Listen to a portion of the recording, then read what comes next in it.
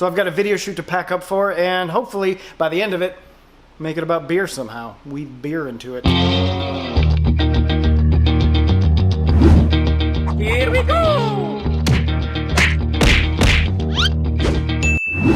Hit the road, went by Buc-ee's because you gotta go by Buc-ee's. Went to Red Lobster for fish tacos and realized my GoPro frame was broke. Hey, what happened? Then found out Best Buy, They don't have the Hero session cages. Denied.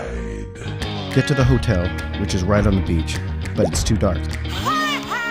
Well, we made it to the hotel room, and now we're gonna try to find a beer. Then got into an Uber to find some craft beer in downtown Corpus Christi. The Bus Bar. Let's see if they got craft beer.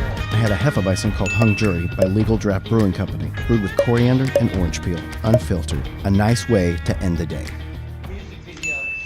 What? What? This is really nicely lit over here. What? What?